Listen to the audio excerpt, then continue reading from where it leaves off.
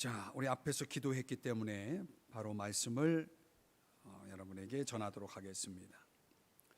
우리가 지난주에 7장 1절에서 4절까지 무엇이 좋은가, 무엇이 더 나은가, 이런 제목으로 여러분들과 같이 은혜를 받았죠. 오늘 이어지는 두 번째 시간입니다. 제목은 무엇이 좋은가. 한번 따라 하십시다. 무엇이 좋은가. 이 무엇이 좋은가에 대한 첫 번째 1절에서 4절의 말씀은 요약하면 우리의 인생이 너무나 짧다는 거죠. 사람은 언젠간 죽을 것이고, 이걸 우리가 깨닫고 살아간다면 적어도 우리가 죽는 날까지, 주님 앞에 서는 그날까지 우리가 더 나은 것으로 선택해야 할 것이 있다면 그것은 좋은 이름이다. 좋은 기름이 아니라 좋은 이름을 유지하는 것이 더 가치가 있다라는 말씀을 드렸죠. 좋은 이름이라는 것은 명성, 평판 이런 거죠. 그래서 그런 차원에서 보면 웃고 즐기는 잔치집보다는 인생을 성찰할 수 있는 초상집에 가는 것이 더 낫다. 부도덕한 쾌락을 즐기는 웃음보다는 진지하게 반성하며 흘리는 회개의 눈물이 더 낫다. 이렇게 지난주에 나눈 말씀을 요약할 수 있겠습니다.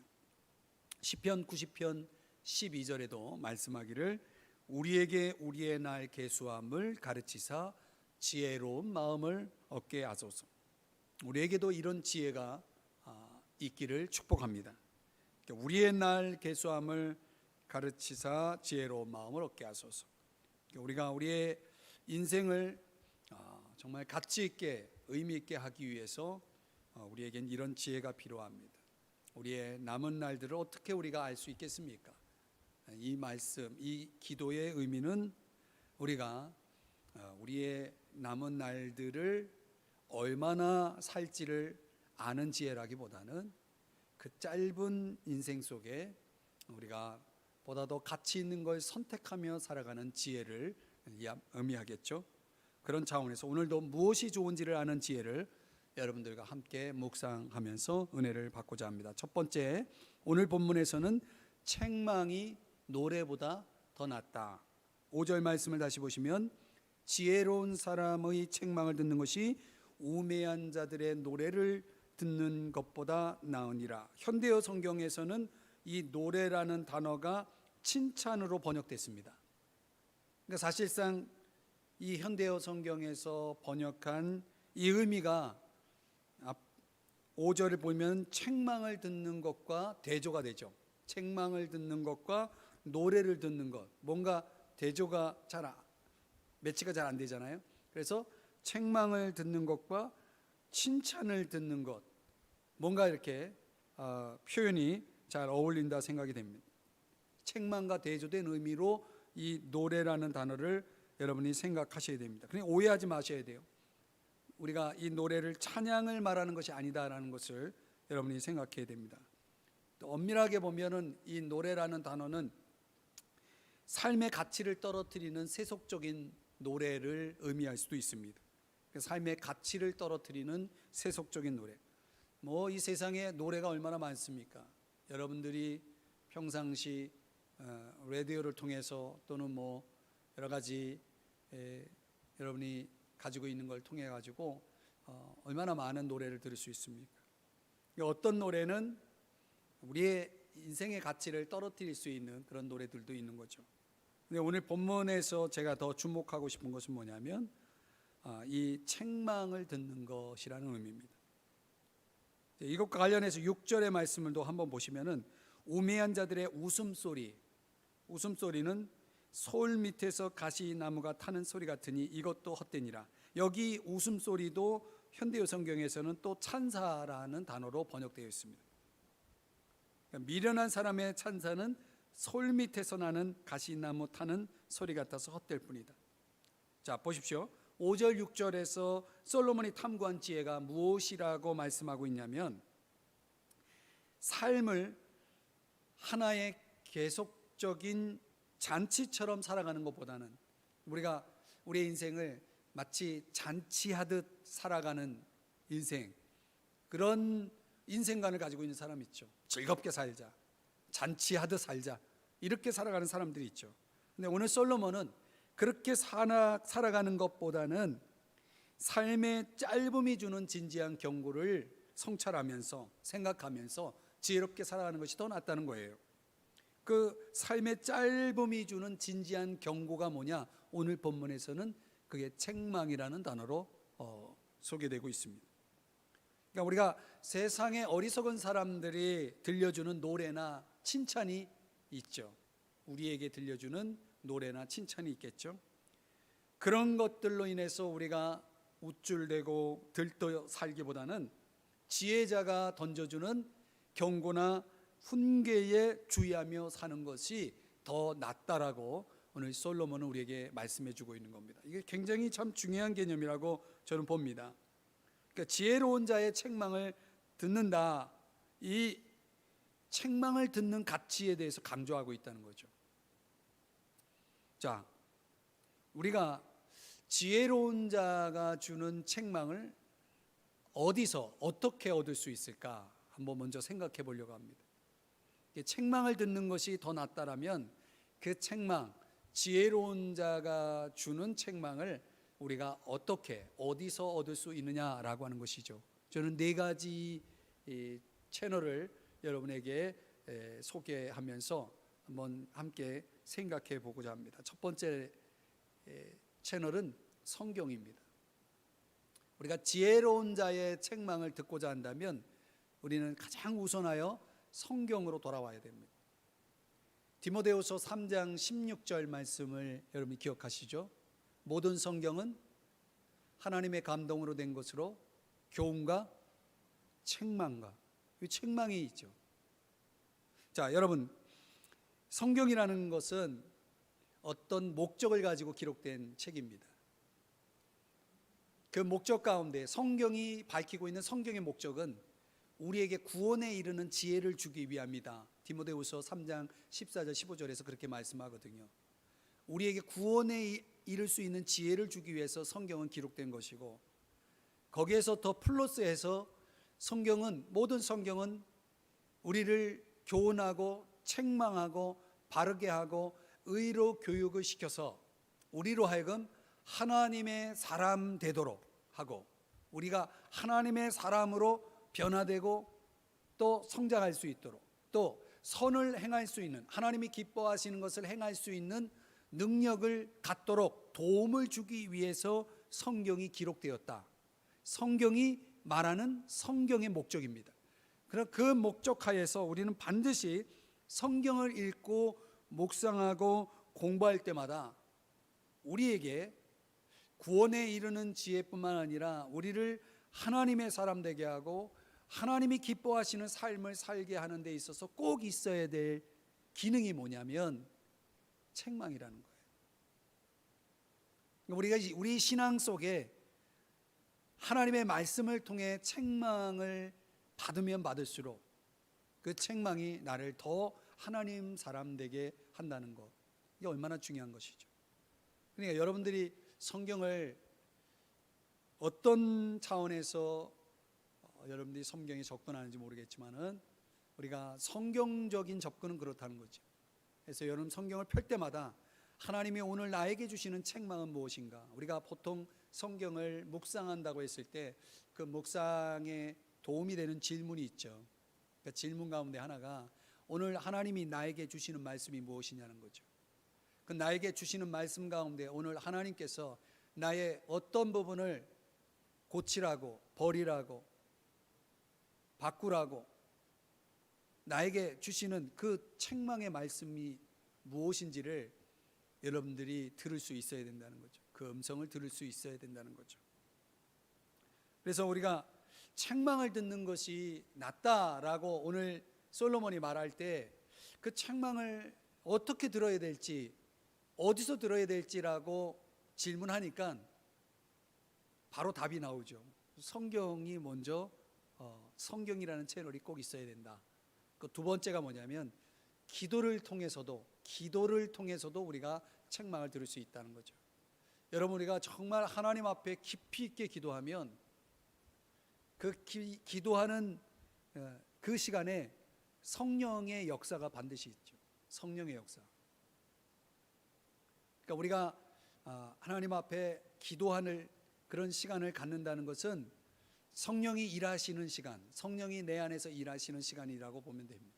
그러니까 성령의 역사 가운데 요한복음 16장 8절 9절에 보면 우리의 죄를 책망하신다라고 말씀하고 있거든요. 성령이 우리 안에서 하시는 역사 가운데 성령이 내게 임하면 그 성령이 임한 역사가 어떤 식으로 우리 안에서 그 증거가 나타나냐면 죄를 깨닫습니다. 그래서 회개의 역사가 일어나는 거죠. 성령을 회개의 영이라고 말하는 것입니다. 참 우리가 이런 금요 기도회 같은 경우에 저는 제가 회심을 경험하는, 제가 주님을 인격적으로 만나서 구원받는 그 사건이 있었는데 그게 금요 기도회였거든요. 제 신앙에 있어서 금요 기도회는 굉장히 중요한 그 모임이고 예배입니다. 그래서 저는 금요 기도회를 굉장히 중요하게 생각하고, 또 저 개인적으로 모든 예배가 다 중요하고 모든 예배가 다 은혜롭지만 금요 기도회만은 저에겐 참 특별한 것 같아요. 그래서 제가 금요 기도회 기도할 때마다 하나님이 그 처음 저를 만나 주셨던 그 금요 기도회랑 다르지 않다는 걸 느껴요. 처음 저를 만나 주셨던 그 금요 기도회 사건이 매 금요 기도회 때마다 제 안에서 일어나는 것을 볼 수가 있어요. 그때 만나 주신 주님이 계속 만나 주시거든요. 이 기도하면서 주님의 역사 가운데 가장 많이 성령의 역사를 통해서 제가 받는 은혜는 그런 거죠. 하나님 깊이 있게 내 안에서 두드리시는 음성이 있죠. 그 책망의 음성들이 참 많습니다. 물론 책망의 말씀만 있는 것이 아니라 위로의 말씀도 있고 약속의 말씀도 있고 정말 축복의 말씀도 있고 여러 가지 있지만 그 가운데 회개케 하시는 내 안에 잘못된 부분들, 하나님 앞에 내려놔야 될 것들, 이런 것들을 이 기도 가운데서 성령의 역사를 통해서 내 안에 주시는 그 책망의 은혜가 있다는 것을 압니다. 저는 여러분들에게도 이런 은혜가 있을 줄 압니다. 책망의 은혜가 기도할 때 우리 안에 주어진다는 것이고, 그래서 여러분들이 오늘 금요 기도할 때도 이런 책망의 은혜를 경험하는 그런 시간이 되기를 바랍니다. 그래서 회개해야, 하나님 앞에 회개해야 우리가 하나님 앞에 더 큰 축복 가운데로 나갈 수 있어요. 그러니까 하나님과 우리 사이를 가르는 건 죄지 다른 게 없습니다. 하나님과 우리 사이를 갈라놓는 건 죄밖에 없습니다. 그래서 내가 하나님 앞에 더 가까이 가려면 그 죄의 바리케이트를 다 치우는 수밖에 없습니다. 그 방법 외에는 다른 게 없거든요. 그러니까 우리가 기도 가운데 가장 씨름해야 될 부분이 이거예요. 하나님과 나 사이를 가로막는 죄를 빨리 제거할 수 있도록 성령께 도움을 구하는 것이 중요하다라는 것입니다. 세 번째로 지혜로운 책망을 얻을 수 있는 루트 채널은 성도의 교제입니다. 성도의 교제. 히브리서 3장 13절 말씀해 보면 오직 오늘이라 일컫는 동안에 매일 피차 권면하여 너희 중에 누구든지 죄의 유혹으로 완고하게 되지 않도록 하라, 이렇게 말씀하죠. 데살로니가전서 5장 14절, 우리가 지난주에 살펴왔던 말씀이죠. 게으른 자들을 권계하며, 권계한다는 것은 책망한다, 또 훈계한다, 이런 뜻입니다. 그러니까 우리가 진정으로 신앙 가운데, 깊은 신앙 가운데 들어갈 때, 깊은 신앙 가운데 들어가는 사람들은 교제도 깊다는 거죠. 그러니까 신앙이 깊지 않으면 교제도 깊어질 수가 없어요. 이게 아주 중요한 원리입니다. 깊은 신앙으로 들어가면 교제가 깊어집니다. 교제가 깊어진다는 건 뭐냐면 서로를 이해하고 신뢰할 수 있는 교제를 한다는 거예요. 서로를 이해하고 서로를 신뢰할 수 있으면 뭐가 가능하냐면 서로를 책망할 수 있는 단계까지 나갈 수 있어요. 너 그렇게 살면 안 된다. 너 그거 바꿔라. 이렇게 서로를 고쳐줄 수 있는, 서로를 책망할 수 있는 단계까지 가는 것을 우리는 우리의 성도의 교제의 목표로 삼아야 됩니다. 근데 그런 교제는 정말 서로를 그렇게 책망할 수 있고 서로를 고쳐줄 수 있는 그런 교제는 정말 아름답고 지혜로운 거죠. 이제 보통 우리가 교제할 때 야고보서에도 그런 말씀이 있지만 서로 죄를 고백하며 병 낫기를 위해 기도할 수 있다는 거죠. 서로 죄를 고백한다는 건 뭡니까? 내 허물을 상대방에게 고백한다는 거 아닙니까? 그럴 때 그 말을 들은 사람이 나를 위해 기도해 줄 수 있는 거죠. 그 나를 고쳐줄 수 있는 겁니다. 그러니까 우리가 영적으로나 정신적으로 서로 잘못을 고백했을 때 서로가 서로를 고치는 그 자리까지 나갈 수 있다면 그건 성숙한 교제가 되고 깊은 교제가 되는데, 그 반대가 되면 책망은 오히려 인간관계를 깨트린 경우가 많죠. 그러니까 우리가 성숙하지 못하고 교제가 깊어지지 않는 가운데서 책망한다면 그 관계는 깨질 수밖에 없는 것입니다. 그러니까 우리가 서로에게 내가 참 부족한 사람이다, 내가 참 부족합니다, 부족한 게 많으니까 저를 좀 종종 저의 잘못된 부분들을 책망해 주시고 저를 바로잡아 주십시오, 저를 고쳐 주십시오, 이렇게 나를 낮추고 서로가 서로에게 이런 고백을 할 수 있다면, 그러면 그 교제는 말 그대로 지혜로운 교제, 오늘 본문에서 솔로몬이 말하고 있는 이런 교제가 가능한 거죠. 근데 대부분 누가 나에게 책망하는 거에 대해서 되게 기분 좋아하지 않죠. 그렇지 않습니까? 근데 그래서 그만큼 내가 아직 성숙하지 못하다라고 하는 증거입니다. 그러니까 우리가 신앙생활 속에서 근거 없는 책망, 근거 없는 비난, 근거 없는 정죄, 이런 것도 있을 수 있죠. 그건 잘못된 거고, 정말 충분히 나의 잘못됨을 정말 나를 위해서, 나를 사랑하기 때문에 나에게 책망해 준다면 그 책망은 얼마나 귀한 겁니까? 그걸 받아들이는 수준, 그걸 기꺼이 받아들이고 감사할 수 있는 그런 수준, 서로에게 그런 성숙이 사실 요구되는 거죠.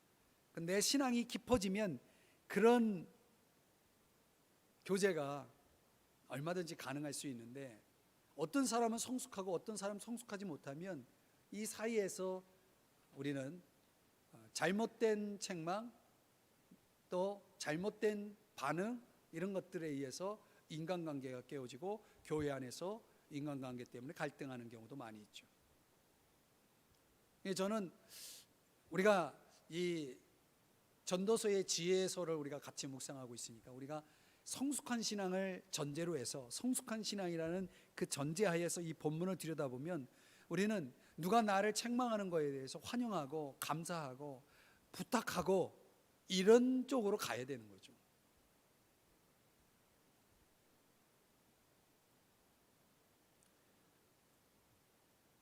저는 이제 개인적으로 제가 이제 운동을 좋아하잖아요. 운동도 좋아하고 또 말씀 배우는 거 되게 좋아하고. 그러니까 제가 두 가지 케이스가 다 저에게 해당이 되는데, 참 많이 혼나면서 배우는 것 같아요. 운동도 혼나면서 배우고, 또 성경도 혼나면서 배우고. 근데 그게 일단은 저에게 있어서는 더 플러스 되는 경우가 많아요. 근데 제가 이제 전도사 시절에 개척교회에서 파트인데 막 차량 운행도 시키고 새벽기도 차량 운행도 시키고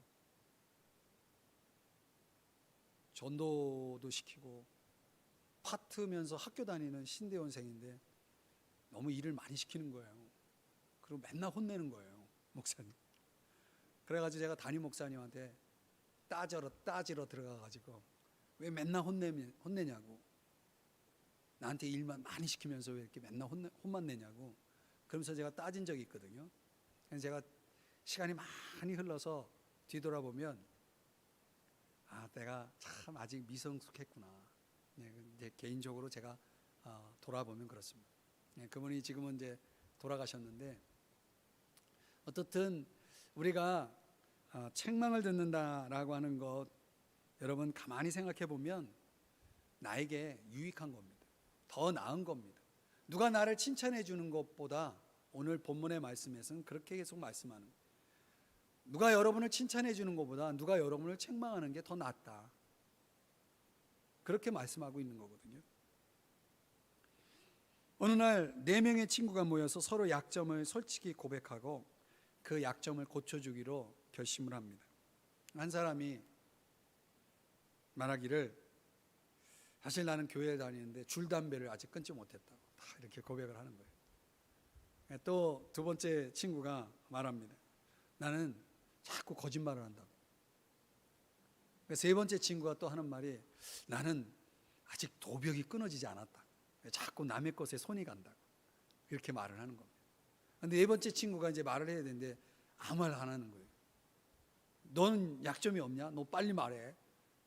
우리 다 말했는데 너 왜 너는 말을 안 해? 그래서 자꾸 다그치니까 네 번째 친구가 어쩔 수 없이 한참 후에 입을 열어서 말하기를 이렇게 말하는 겁니다. 나는 남의 약점을 듣고 알게 되면 그걸 불고 다니는 게 내 약점이야. 아주 치명적인 약점이죠, 이거. 그러니까 우리가 서로가 서로를 책망하고 고쳐준다는 게요, 이게 참 어려운 문제죠. 이런 이야기처럼 말이죠. 그럼에도 불구하고 오늘 본문은 말씀하는 대로, 오늘 본문이 말씀하는 대로 우리가 책망을 듣는 것이 더 낫다라는 이런 지혜가 우리에게 필요하다.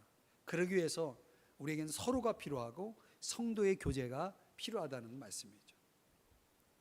또 한 가지 채널을 생각했는데, 우리가 책망, 지혜로운 책망을 얻는 네 번째 채널이 뭐냐면 환경입니다. 환경. 제가 이제 묵상하면서 또 이 말씀을 준비하면서 저에게 은혜가 됐던 게 사실 네 번째예요. 앞에 있던 내용들, 이 세 가지는 우리가 많이 들었던 내용이지만, 이 네 번째 채널, 지혜로운 책망을 얻는 네 번째 채널, 이 환경이라는 것은 잘 생각을 안 할 수 있습니다. 우리는 종종 이거를 하나님의 징계라고도 생각합니다.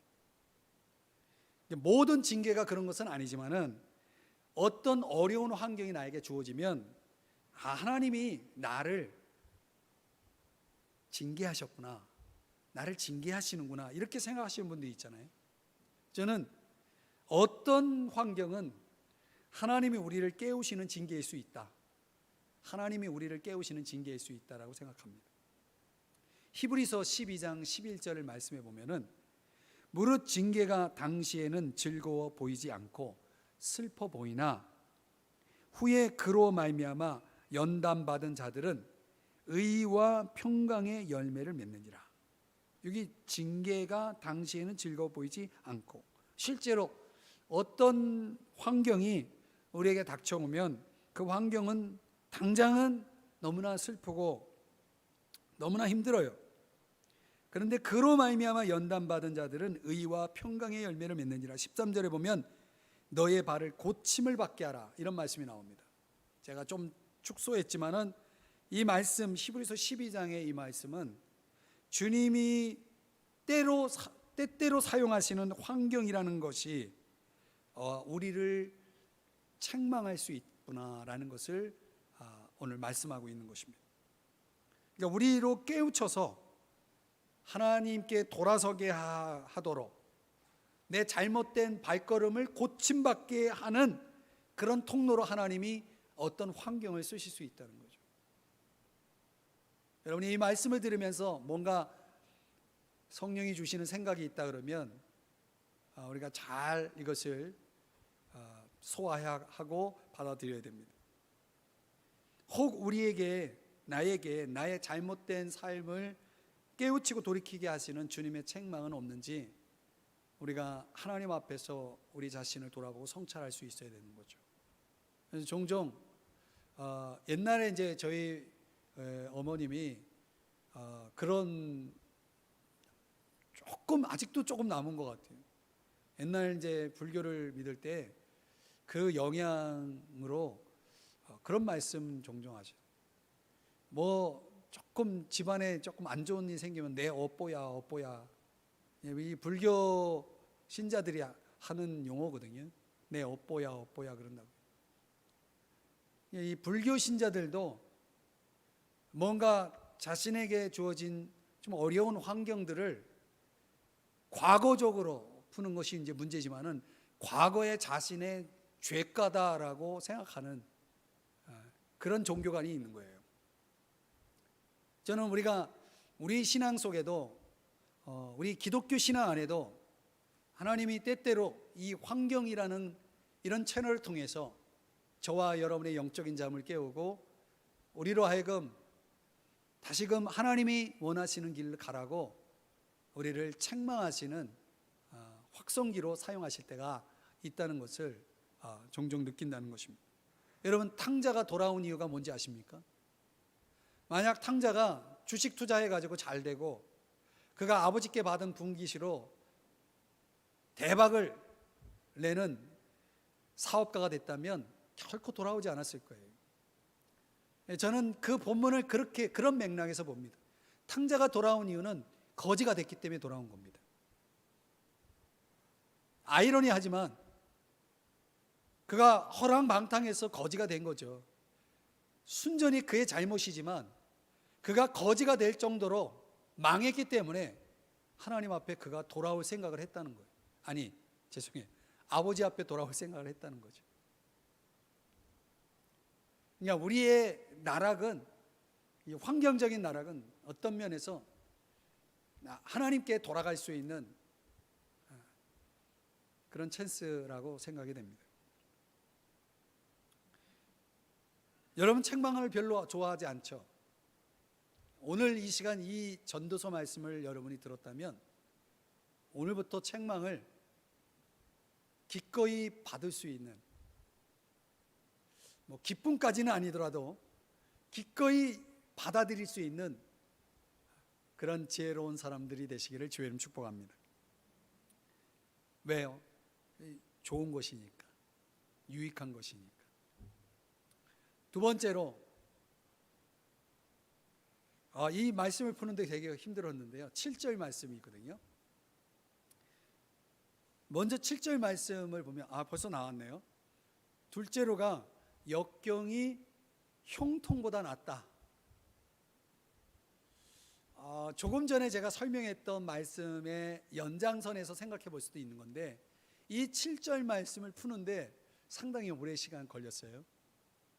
한번 읽어보기죠. 7절 말씀 같이 한번 읽어봐요. 시작. 지혜자를 우매하게 하고 뇌물이 사람의 명철을 망하게 하느니라. 이 도대체 더 낫다, 무엇이 무엇보다 더 낫다라는 이런 형식으로 되어 있지 않잖아요, 이 말씀이요. 이 말씀이 도대체 이 7절이 왜 들어왔는가? 이 문장 구조상 앞과 뒤와 전혀 어울리지 않는 이 본문 7절이 왜 이 속에 들어왔는가? 이것 때문에 제가 굉장히 힘들었고 이 말씀을 푸는 데 있어서 시간이 많이 걸렸어요. 근데 더 메시지라는 성경 번역에 보면은 본문을 잔인한 학대는 지혜로운 사람의 총기를 앗아가고 아무리 용감한 사람이라도 무너뜨린다 그랬어요. 이 잔인한 학대가 이 말씀을 푸는데 도움이 됐어요. 여러분, 이 7절에서 솔로몬이 말하고자 하는 통찰이 뭔지를 한번 잘 들어보세요. 여기 탐욕이라는 이 단어가 나오잖아요. 7절 이 개역성경에 보면 탐욕이라는 단어가 나오죠. 이 탐욕이라는 단어가 오셰크라고 하는 단어인데 무슨 뜻이냐면 손해, 사기, 부정한 소득, 강탈, 압제 이런 뜻이 있어요. 그래서 이 오셰크라고 하는 단어를 가지고 생각을 해보니까 지혜로운 사람이 이 오셰크에 해당이 된 거예요. 이게 지혜로운 사람에게 어떤 일이 벌어진 겁니다. 내가 지혜로운데, 예를 들어서 내가 지혜로운데 지혜로운 나에게 어떤 일이 벌어진 거예요. 어떤 일이 벌어졌습니까?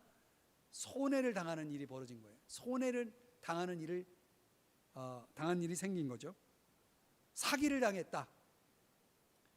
어떤 압제를 받았다. 아니 받고 있다. 또는 어떤 강탈을 당했다. 이런 의미가 다 되는 거죠. 그러면 지혜로운 사람이라도 그런 일로 인해서 그의 인생이 어려워질 수밖에 없는 거죠. 그렇죠? 이해가 되시죠? 어려워지고 공고해질 수밖에 없는 거예요. 또 어떤 학대, 어떤 손해가 내 삶을 압박을 한다면, 그런 일들을 겪고 있는 상황이라면 그런 역경의 압박으로 인해서, 압력으로 인해서 내가 지혜로운 사람임에도 불구하고 어리석은 자처럼 살 수 있게 된다는 얘기예요. 저는 이해가 됐는데 제가 이렇게 설명드린 내용을 여러분들이 이해하시는지 모르겠어요. 내가 아무리 지혜로워도 내가 막상 이런 어려운 어떤 일로 인해서 내가 어려워지면 이 지혜로운 사람도 얼마든지 어리석게 살 수가 있다는 얘기죠. 그 어리석게 산다라고 하는 것을 예를 들면, 내가 너무 가난하고 힘든 형편에 있는 지혜자라면 수단 방법을 가리지 않고 형통하게 되고 싶은 유혹을 받을 수 있다는 거죠. 형통한 것까진 좋은데 수단 방법을 가리지 않는 것은, 이건 어리석은 거잖아요. 그러니까 내가 어려우니까 수단 방법을 가리지 않고 내가 형통하게 되고 싶은 쪽으로 가고 싶은 유혹을 받을 수 있다는 거예요. 또 당연히 내가 어려워졌으니 물질에 대한 욕심이 생길까요? 안 생길까요? 생기죠. 내가 어려워졌으니까. 그때 누군가가 뇌물을 내민다면 그걸 받을까요? 말까요?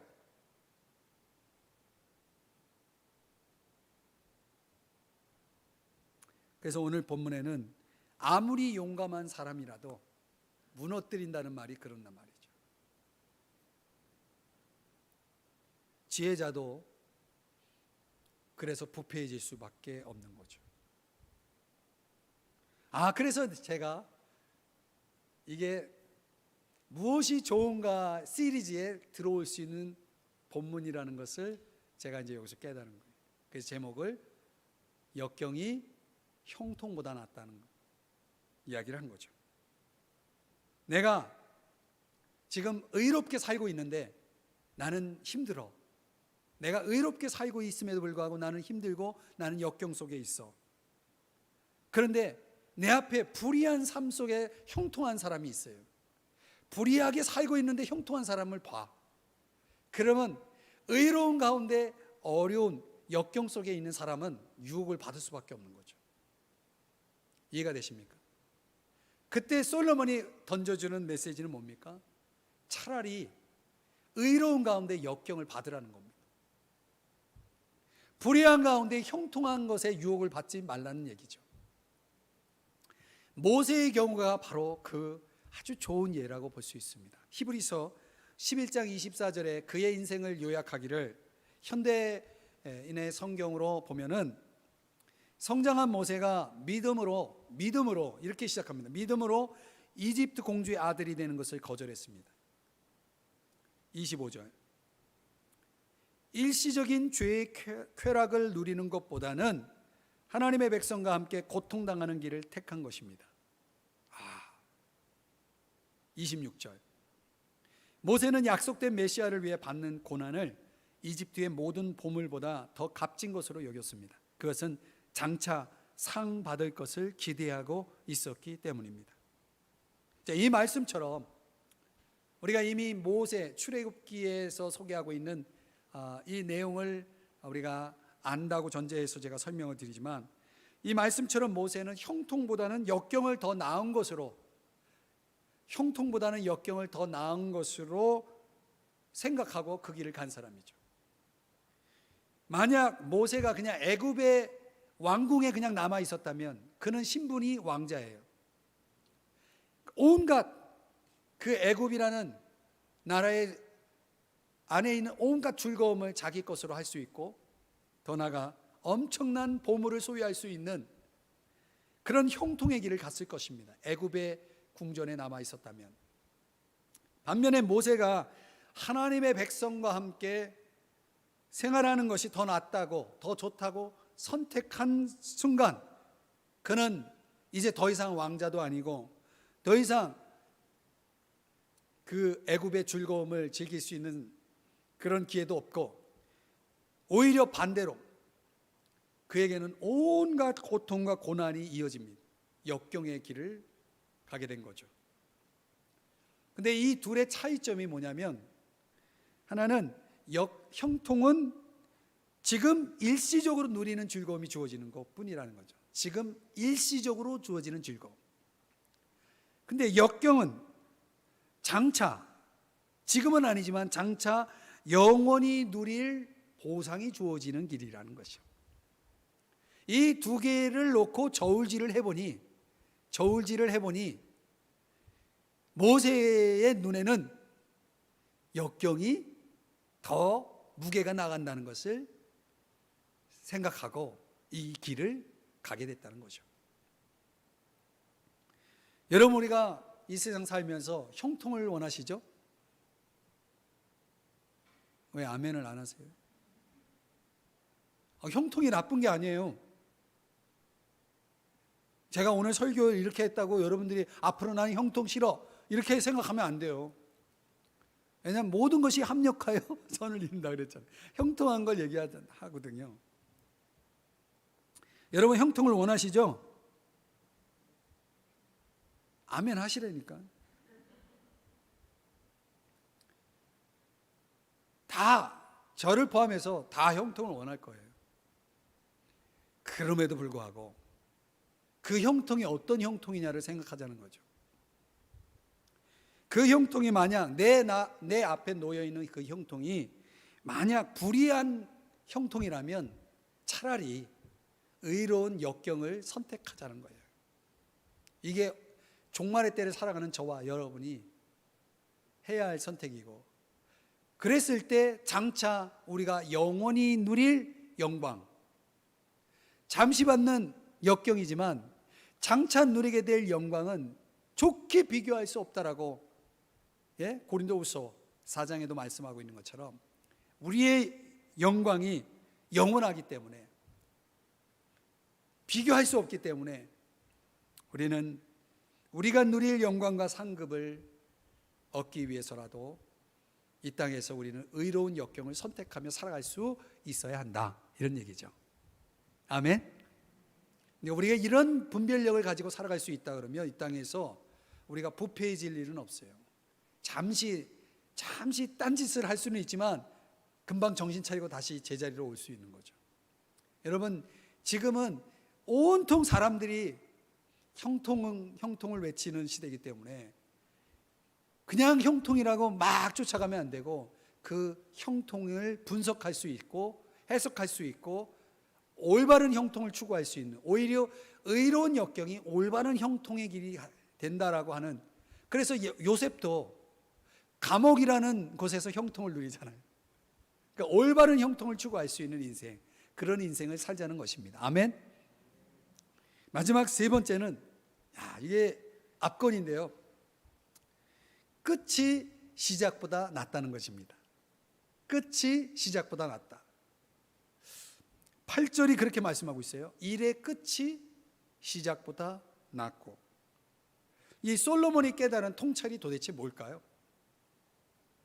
여기서 말하는 시작이라는 단어를 성경 사전에 보니까 레스트라고 하는 단어를 쓰는데, 첫째, 제일의 것, 중요한 것, 이런 뜻이 있어요.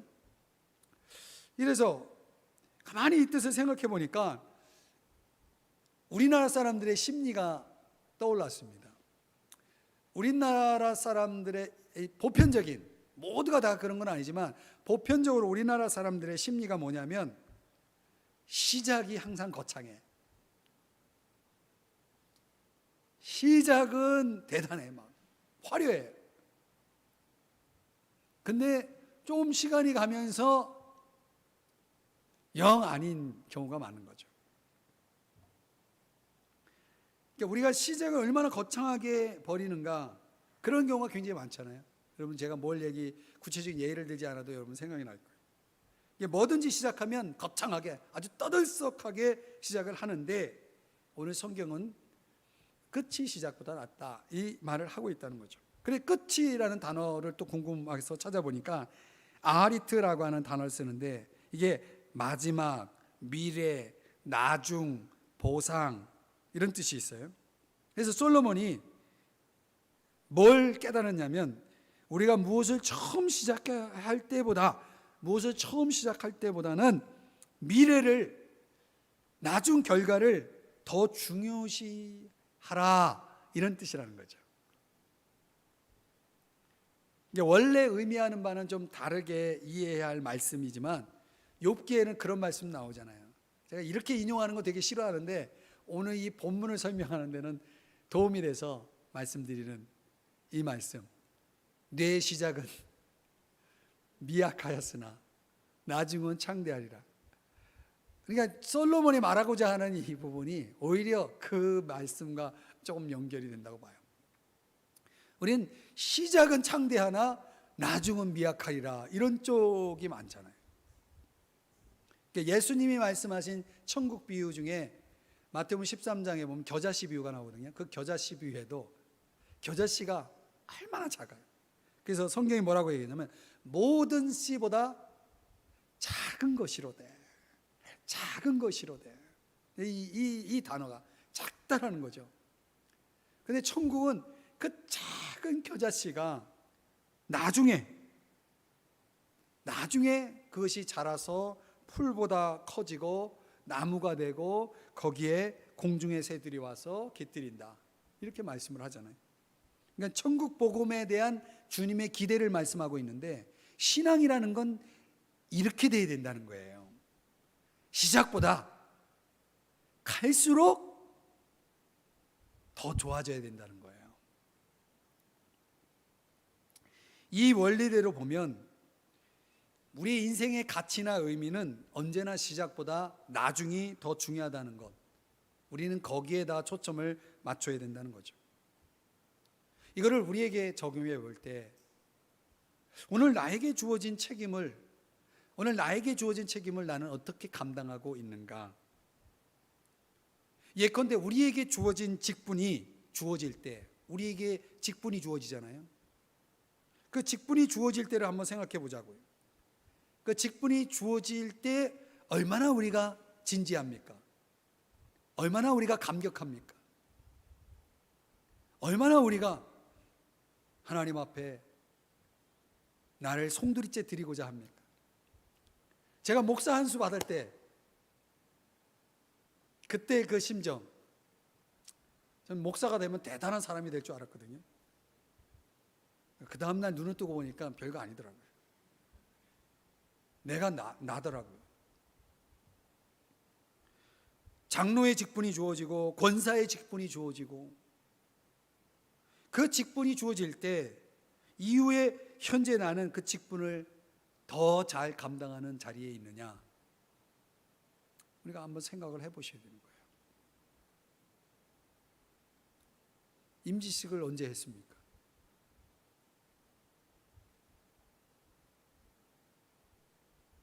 얼마 안 돼요. 그 감격과 그 감사가, 그 열정과 헌신이 아직 살아있는지 모르겠어요. 우리가 우리의 일생을 어떻게 마무리하기를 원하느냐, 정말 시작보다도 끝에 더 중요한 가치와 의미를 부여할 수 있는 지혜를 우리가 가지고 있다면 우리는 어제보다 오늘이 더 나아야 함에도 불구하고 점점 식어져 가는 모습들, 점점 약해져 가는 모습들, 한 해는 거창하게 시작했는데 코로나로 인하여 콕 박혀서 아무것도 못하는, 손 놓고 있는 모습들. 여러분 생각해 보세요. 노래도, 모든 노래도 그런 것 같아요. 마지막이 더 중요하지 않습니까? 대표적인 게 핸델의 메시아. 핸델의 메시아의 절정이 앞에 있습니까? 뒤에 있습니까? 여러분들에게 음악적인 지식을 묻는 건 아니지만 어떻든 핸델의 메시아의 절정은 마지막이잖아요. 그래서 그 마지막에 회중들이 다 자리에서 일어서지 않습니까? 그 클라이맥스 앞에서 분명히 사람들은 하나님을 향한 경외심으로 하나님을 찬양하는 그 찬양의 곡조에 따라서 또 고백에 따라서 압도돼서 하나님께 영광을 돌리는 그 시점, 그건 핸델의 메시아의 마지막 부분에 있다는 것을 우리는 잘 압니다. 어쩌면 우리 인생의 클라이막스도 거기에 있어야 되지 않겠나. 저희 운동을 좋아하다 보면 주목해 보는 게 그건데요. 특별히 축구라는 경기를 보면은 인저리 타임이라는 게 있어요. 90분 경기를 하면은 끝나야 되는데 끝나지 않고 몇 분을 더 줍니다. 근데 손흥민이 가짜를 빼고 손흥민이 그 인저리 타임에 골을 넣을 때가 있어요. 경기가 뒤집히는 거예요. 그러니까 그 인저리 타임이 우리 인생에도 있다고 봐요. 하나님이 주시는 우리 인생의 인저리 타임. 신앙도 그런 시점에서 보면 마지막 인저리 타임에서 먼저 된 자가 나중되고 나중된 자가 먼저 될 수 있는 거예요. 마태복음 19장 30절의 말씀처럼 말이죠. 분명히 우리 안에는 자만이 있을 수 있는 거죠. 우리의 신앙에는 자만이 있을 수 있는 거죠. 나는 누구보다도 앞장서 있고 누구보다도 먼저이고 내 신앙은 누구보다도 훌륭해, 이런 자만이 내 안에 있을지 모르겠습니다. 분명히 주님이 경고하는 건 그거예요. 먼저 된 자로서 나중될 자들이 있고 나중된 자로서 먼저 될 자들이 많다라고 그랬거든요. 나보다 지금 더 열심히 뛰어가고 있는 사람이 얼마나 많은데 혼자 잘났다고 잘만 하고 있어요? 그럴 수 없는 거죠. 신앙 역전 현상은 언제든지 일어날 수 있는 거거든요. 주님이 과거에 몇 년 전에 내가 잘한 걸 가지고 기억하고 그걸 가지고 칭찬할까요? 언젠가는 말씀드렸지만 내가 왕년에 내가 이랬다. 그 왕년에라는 말이 무슨 의미가 있습니까? 중요한 건 현재이고 앞으로지. 언제 내가 어떻게 무엇을 했느냐라고 하는 것은 언제나 그 시점, 중요한 시점은 나중이에요. 앞으로가 더 중요하고 끝이 더 중요하고 현재로부터 시작해서 계속 이어져야 된다는 거죠. 왜냐하면 내 삶의 끝자락이 어떻게 마무리되느냐가 주님 보시기에는 더 중요하기 때문에 그래요. 오늘의 내 삶이 종말론적인 삶이 된다면 창조주 하나님 앞에서 내가 설 날을 생각할 때, 그분 앞에 내 인생을 결산받을 것을 생각할 때 항상 내 인생의 절정이 주님을 만나는 날이 되게 해달라고 기도할 필요가 있는 거죠. 내 인생의 절정이 주님을 만나고 주님 앞에 서는 순간이 될 수 있게 해달라고 기도해야죠. 그 순간은 누가 예측할 수 있겠습니까? 그러니까 오늘을 그렇게 살라는 얘기입니다. 메멘토 모리 하면서 오늘을 그렇게 살자는 거죠. 끝이 시작보다 낫다. 저는 이 말씀이, 성경에 이런 말씀이 있다는 게 너무 놀라워요. 별로 안 놀랐습니까? 저는 이런 말씀이 있다는 게 놀라워요. 그리고 이런 말씀을 가지고 내가 오늘 기도할 수 있는 이 금요 기도회가 있다는 게 너무 감사합니다. 오늘 무엇이 좋은가라는 시리즈 두 번째 시간인데요, 오늘 묵상한 말씀의 통찰은 우리에게 세 가지 지혜를 선물해 줬습니다. 우매자들의 세상의 칭찬보다 지혜자의 책망이 더 낫다.